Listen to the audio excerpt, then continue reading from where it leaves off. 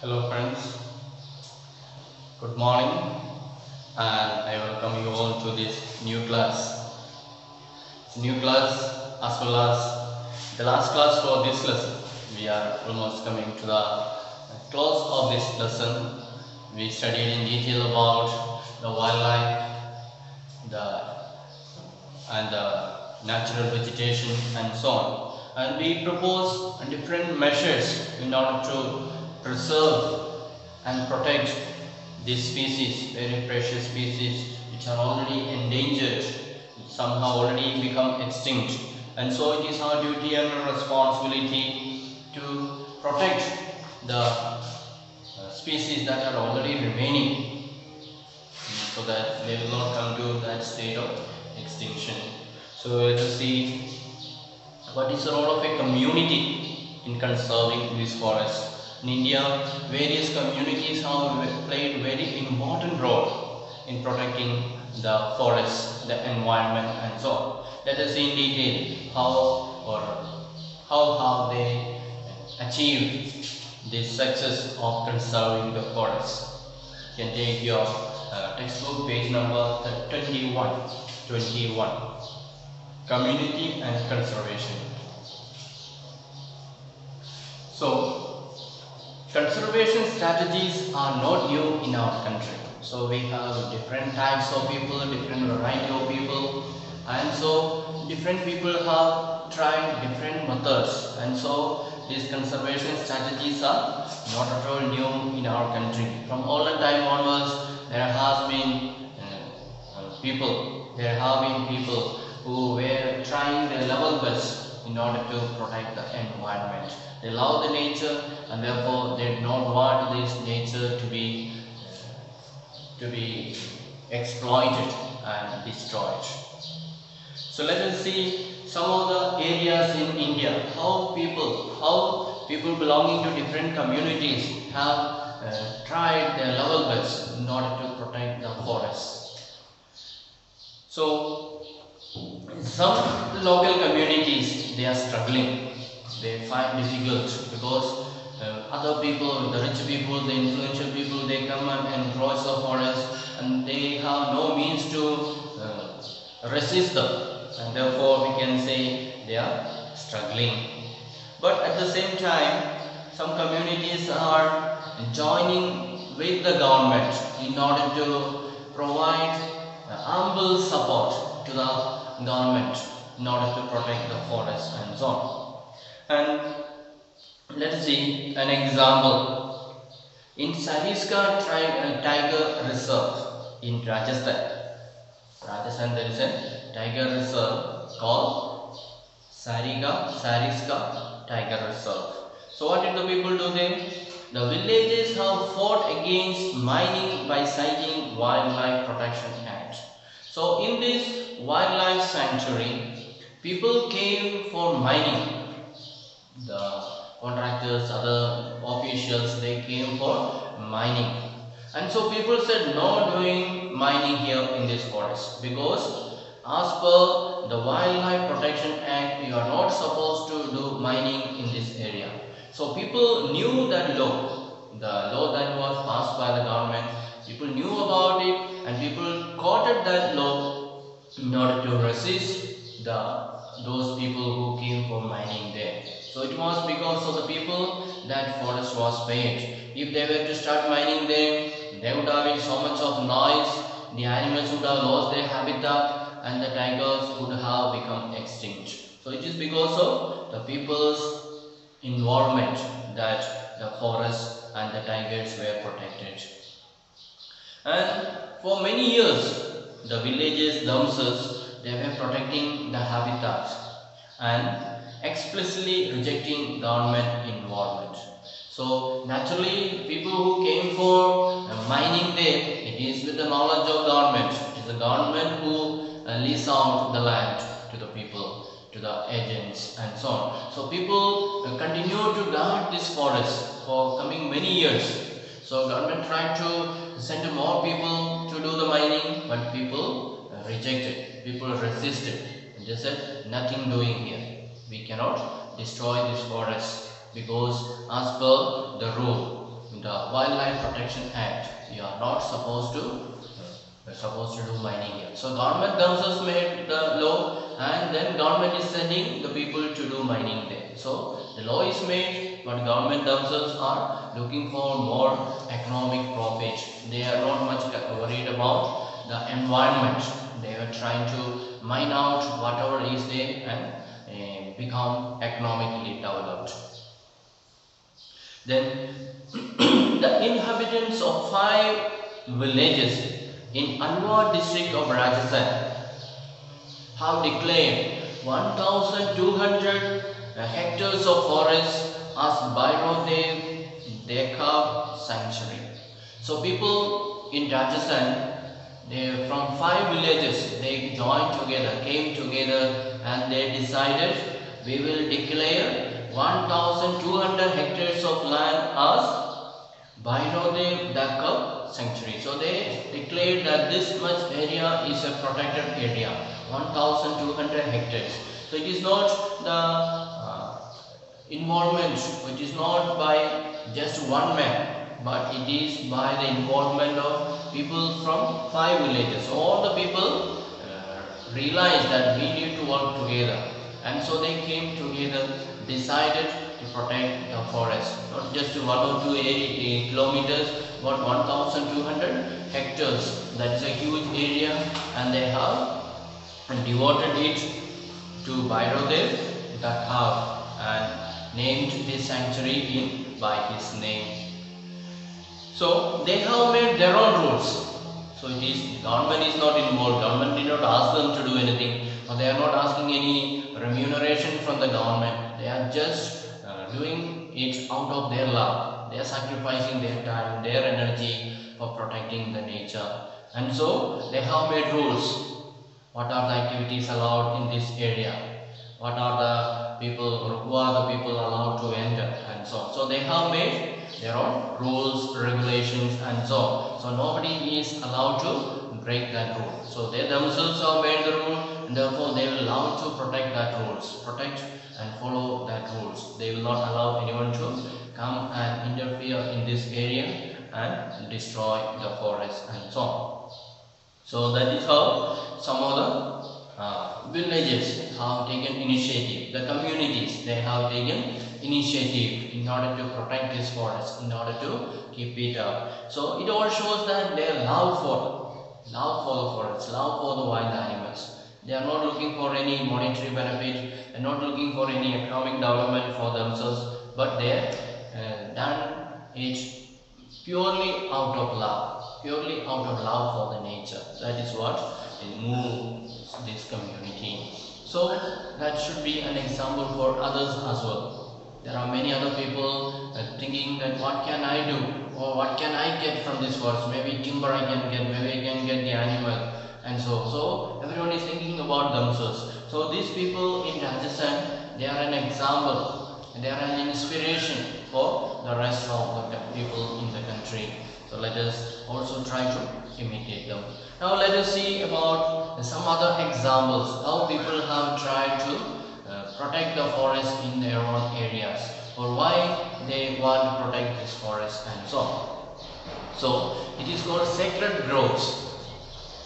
Sacred means holy.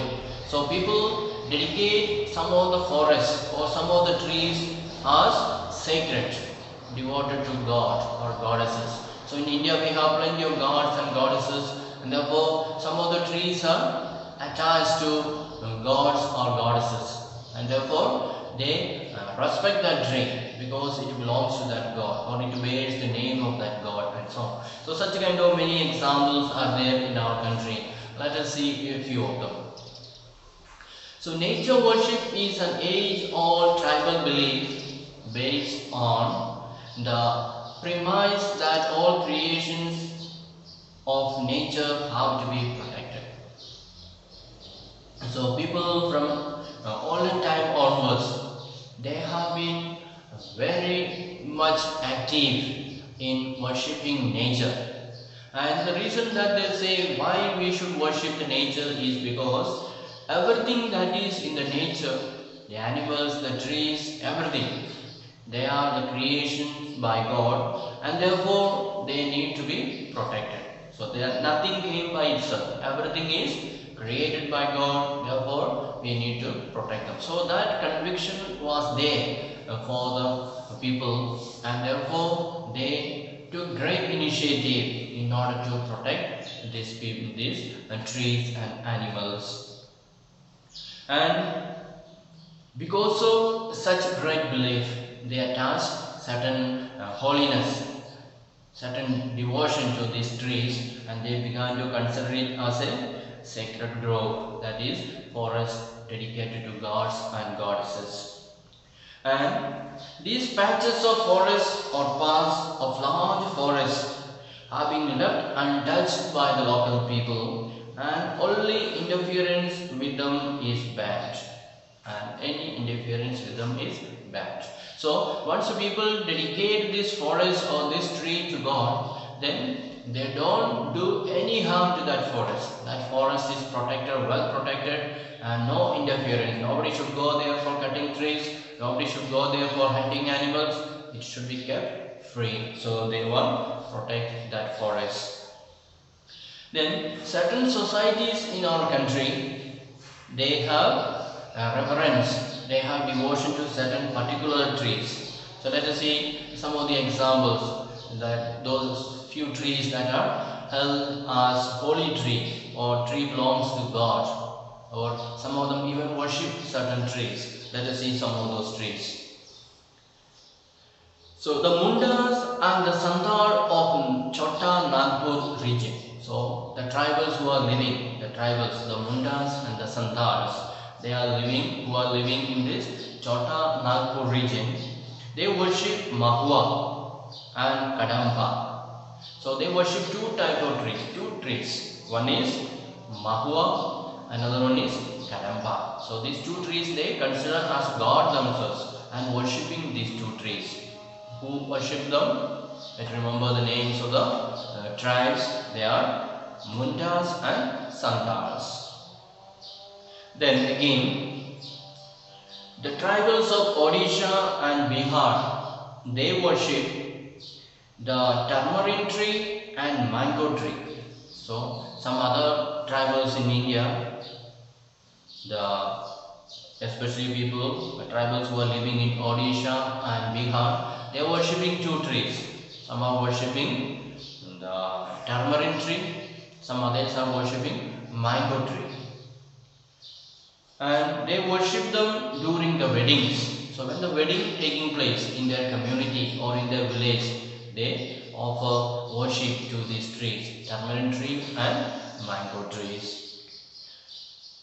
And some other people, they worship peepal tree or banyan trees. They consider banyan tree or peepal tree as a sacred trees. So it all shows that people living in different parts of India, they have different devotions to the trees, the forests, and therefore they never like to do any harm to these trees. They always try to protect this tree, and they make a rule and regulations that how these trees should be protected, how the forest should be protected, and so on. Then we can say Indian society comprises of several cultures. If you move around in India, we will find different societies have got different cultures, different tribes have got different cultures, and each with its own set of methods conserving nature and its creations, and the rules that they have, the practices that they have, the traditions that they have, everything will be aiming at protecting the nature. You will not find any society having their traditional rule in order to do harm to the nature or do harm to the animals or trees, and so they are always concerned about protecting the forest, taking care of them, and so on. Then sacred qualities are often ascribed to springs, mountain peaks, plants and animals which are closely protected. So some people consider that certain mountains or certain springs or certain trees, certain mountain peaks or certain animals, they are all sacred and therefore they need to be protected. So it is the belief of the people from time immemorial that certain things are sacred. They have been handing over to the new generations. The old generation, they handed over to the new generation about this new ideas or their devotion.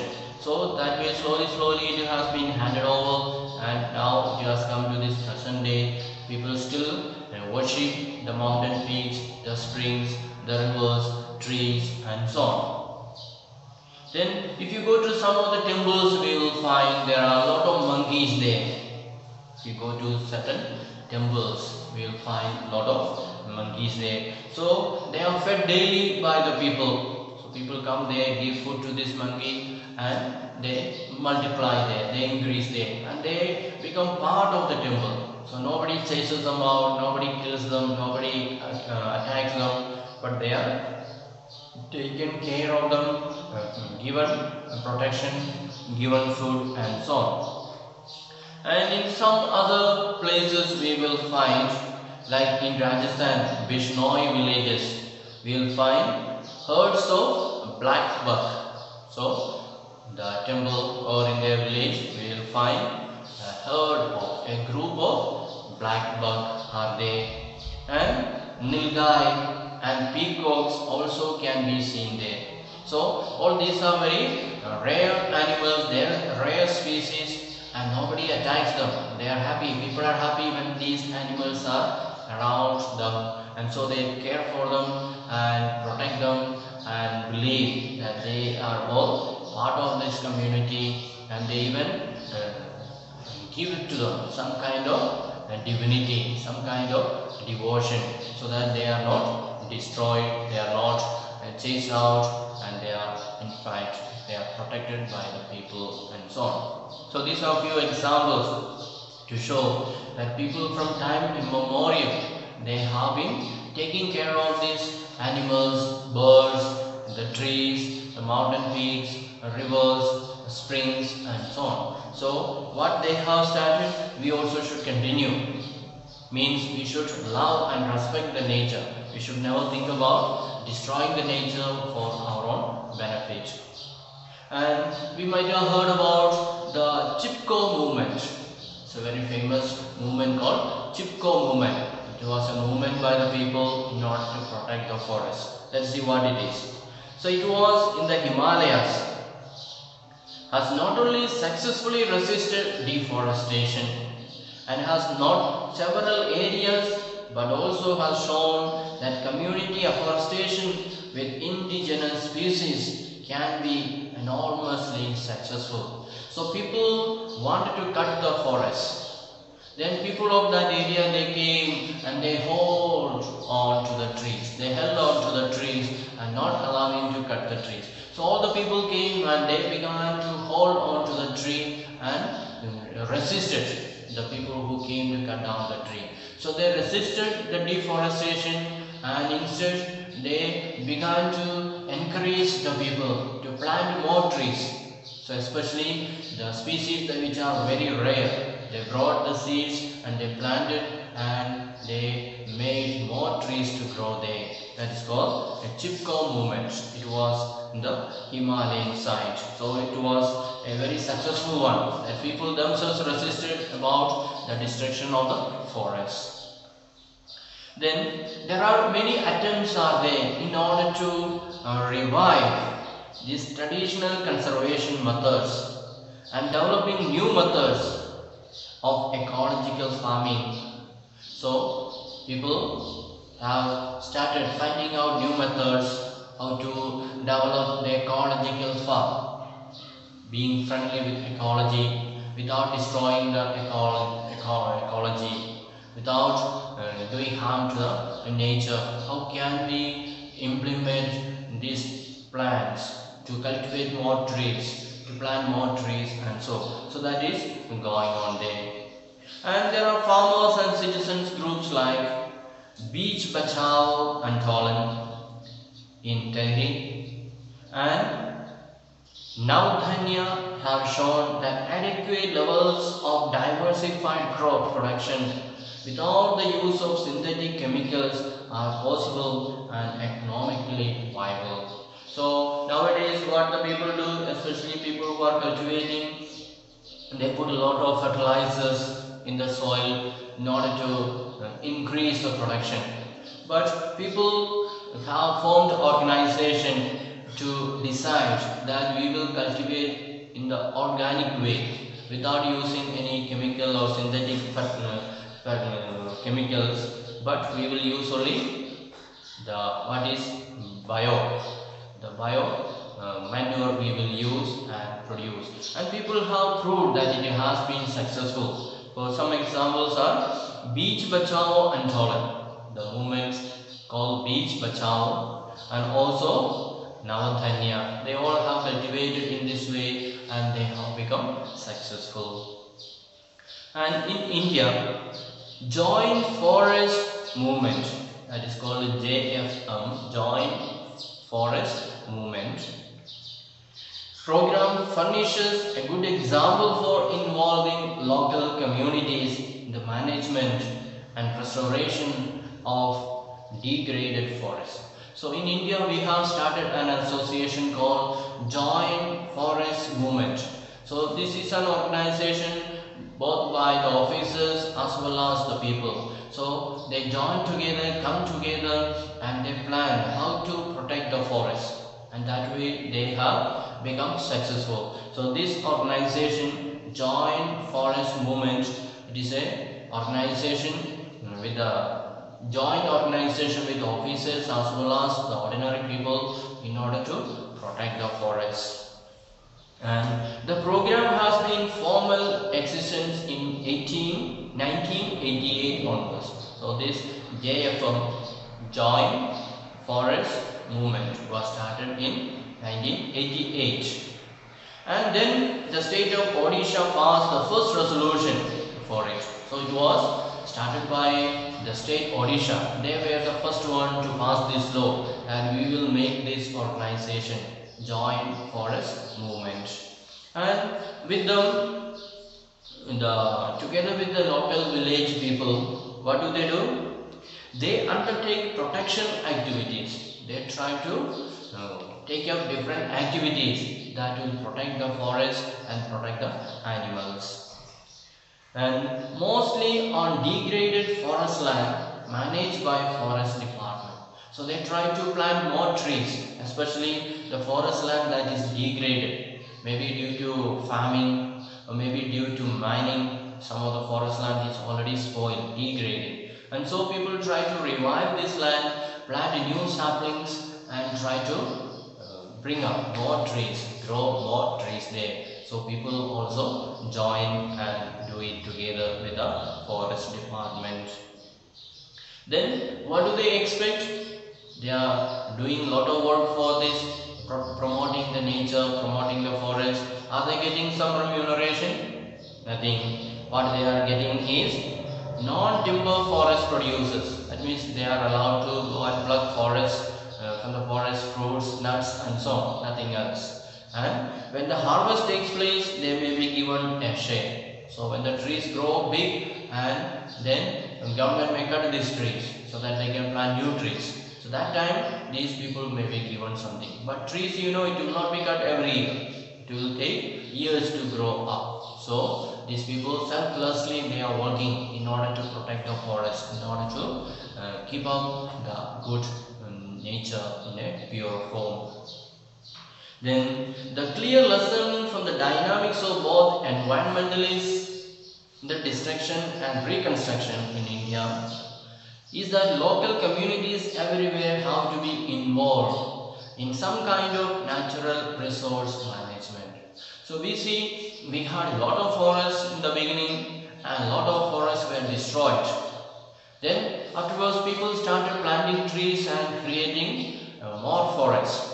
So it was destroyed by the people, and then again people have understood about the validity or value of it, and then they began to cultivate more. And so we need to realize one thing, The program has to be successful, then we have to involve the people. If the people are not involved, then it is not going to be successful. So people's involvement is a must. And so it is a long way to go before the local communities are at the center stage of the decision making. So we have to make the people involved in these different activities, different movements, and we have to allow the people also to come for meetings to make decisions and so on, because people are living close to the forest and they know what is the best.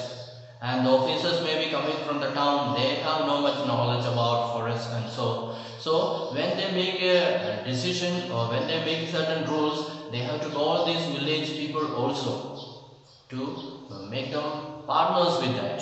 So if you keep them, you don't need to do anything, you stay away, then the people will stay away and the programs are not going to be successful. So if you want to make this program to be successful, then what we have to do? The people should be involved. The local people should be involved at every stage of decision making, and then they should be given opportunity to plant trees, to protect the trees, and so they will consider it as their own, and they will always give their level best in order to protect these trees from being cut down, destroyed, or being the animals being poached and so on. So that is only then we can have an environment friendly atmosphere, an environment friendly forest and so on. So that is how we see that different people have taken different steps in order to protect this, and sometimes some people selfishly they have done a lot of things in order to destroy the forest, destroy the animals and so on. But now we have come to know that we are spoiling the atmosphere, we are spoiling the nature, therefore we need to take extra care to protect them. So that is what the government and the people have decided. And now we have to cooperate with the government, we have to see that the forests are our own. So we should not think about destroying it for our own benefit, but keep it for the benefit of the future of the nation, future of the world. So we have come to the end of this lesson, and let us also see the saying of a Gautama Buddha who lived 487 BC. So more than 2500 years ago he lived, and let's see what is his idea about a tree. The tree is a peculiar organism of unlimited kindness. So he says tree is full of kindness and benevolence and makes no demand for its sustenance. So tree does not demand, give me water, give me manure. Tree does not demand anything. It just stands there in that same place and it tries to grow the best way that is possible. So it does not demand anything. Human being means it needs a lot of things. You start crying, give me that, give me this. We have so much of demands. But for a tree, it gives to the fruits, the flowers, the shade. It gives so many things to others, but demand nothing. Then extends generously the products of its life activity. It affords protection to all beings. So whoever comes to the shade of a tree, the tree never chases them out. It may be a cruel animal, it may be a gentle animal, it may be a bird, it may be a person who is coming to cut the tree. Even he will get the shade of this tree. So generous, so benevolent is the tree. So that is how the Gautama Buddha 2500 years ago he understood about the importance, the goodness of a tree. So each one of us also should understand that benevolence, that goodness of a tree, and take care, protect the trees. So we have come to the end of this lesson, and let us also see few examples or exercises that are given at the end of this lesson. Take the first question, multiple choice questions. First one is, which of these statements is not a valid reason for depletion of flora and fauna? The answer is number C, grazing and fuel wood collection. That is the answer, grazing and fuel wood collection. That is not a valid reason. Then second one, which of the following conservation strategies do not directly involve community participation? So which one is not involving community participation? The answer is number D. D. Demarcation of wildlife sanctuaries. That is the answer. Now second one is matching the following. So in the first column some animals and plants names are given there, and we have to mark them. They are what category of existence. So the first one is black buck. Black buck is, we said, it is endangered. The category is endangered. Then second one is Asiatic elephant. That is what category? Vulnerable. Vulnerable category. The third one is Andaman wild pig. Andaman wild pig. That is what category? Endemic. Endemic category. Then fourth one, Himalayan brown bear. Himalayan brown bear. What category it is? It is rare. A rare category. Then last one, you know what is left out? Pink-head duck. That is extinct. Extinct category. Then number 3 again match the following. We have only just 3 of it. So reserve forest. What is the one matching? What is the meaning of reserve forest? So the second one is the answer. Forests are regarded as most valuable as far as the conservation of forests and wildlife resources. That is the answer. Second one is protected forest. What is protected forest? Last one. Forest lands are protected from any further depletion. And the third one, unclassed forest. That is, the answer is the first one. Other forests of wastelands belonging to both government and private individuals and communities. That is the meaning of unclassed forest. So it is a definition of 3 types of forests. So nicely mark in your textbooks and learn nicely. And the notes I will send you in the next video. Okay. So thank you for listening. Have a nice day. Bye.